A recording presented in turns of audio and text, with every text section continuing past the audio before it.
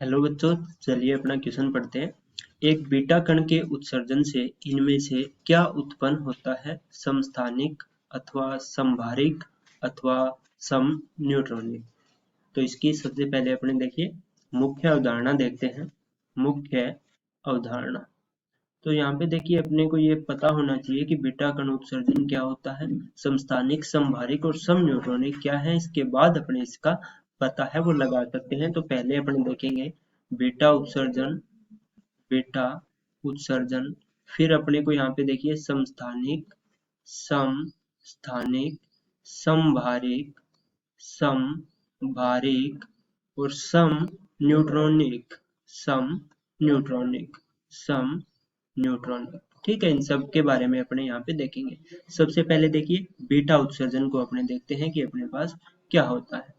Beta उत्सर्जन, देखिए beta उत्सर्जन जो है उसके अंदर अपने पास क्या होता है, कोई नाभिक, यानी पहले अपने इसकी परिभाषा के रूप में देखें तो इस उत्सर्जन में, इसमें द्रव्यमान संख्या A जो है, ठीक है, द्रव्यमान संख्या, द्रव्यमान संख्या अपरिवर्तित रहती है, द्रव्यमान संख्या अपरिवर्तित रहती है, अपरिवर्तित रहती है, रहती है।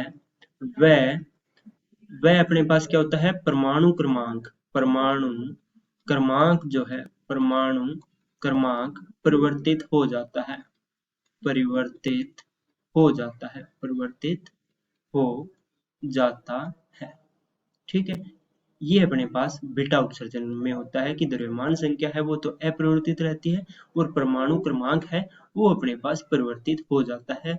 मुख्य रूप में इसकी परिभाषा के रूप में देखें तो देखिए Z और A यदि कोई नाभिक है, इसमें जैसे ही बीटा उत्सर्जन होता है तो ये अपने पास कोई नाभिक यदि Y बन जाए तो द्रव्यमान संख्या A रहेगी और Z है वो क्या हो जाता है, Z+1 हो जाता है, क्योंकि एक बीटा निकलता है उसमें द्रव्यमान संख्या 0 और परमाणु क्रमांक है वो अपने पास क्या रहता है, -1 के रूप में रहता है, तो Z+1 हो जाता है।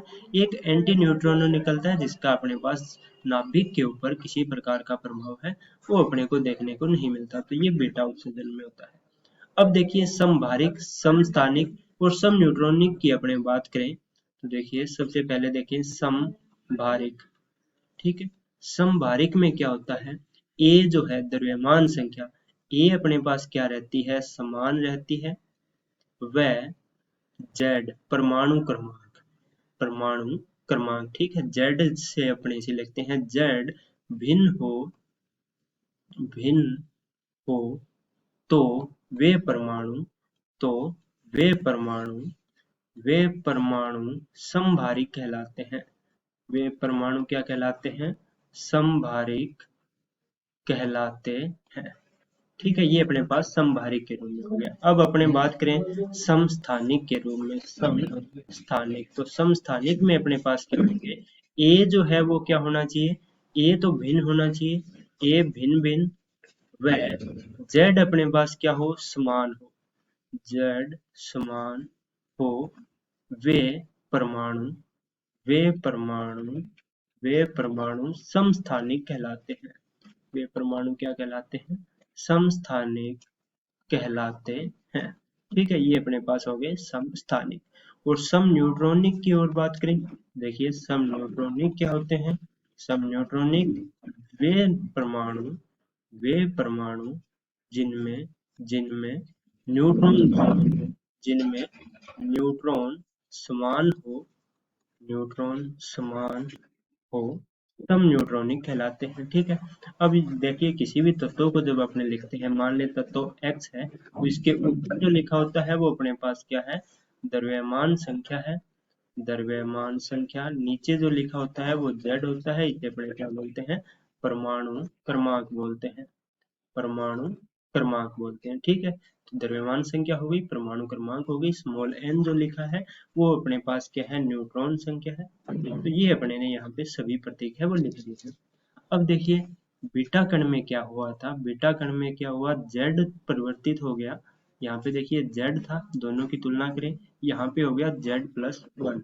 यहाँ पे देखिए परमाणु द्रव्यमान A है, यहाँ पे द्रव्यमान संख्या A है। यानी द्रव्यमान संख्याएं समान है और Z है परमाणु क्रमांक असमान है। तो देखिए कौन सी परिभाषा है जो अपने आंसर से मैच है। पहले समभारिक की बात करें तो यहाँ पे क्या था, A तो समान था लेकिन Z अलग अलग था। ठीक है, समस्थानिक में A भिन्न भिन्न और Z समान हो। अपना जो बीटा 6 हुआ है उसमें देखिए A समान है, A समान है और Z भिन्न भिन्न है, तो वो कौन से हो गए, समभारिक हो गए। तो यहाँ पे अपने कह देंगे कि जो बीटा में हो रहा है यानी ये कैसा परिवर्तन है, समभारिक है। क्योंकि A समान है Z अलग अलग हो तो वे नाभिक क्या कहलाएंगे, समभारिक कहलाएंगे। तो इस प्रकार अपने कहेंगे कि बीटा उत्सर्जन से क्या उत्पन्न होता है, समभारिक उत्पन्न होता है। तो मुख्य अवधारणा से आपको समझ में आ गया होगा कि किस प्रकार इसे अपने समभारिक के रूप में देखते हैं। तो मैं आशा करता हूँ कि आपको बीटा 6 समझ में आ गया होगा। धन्यवाद।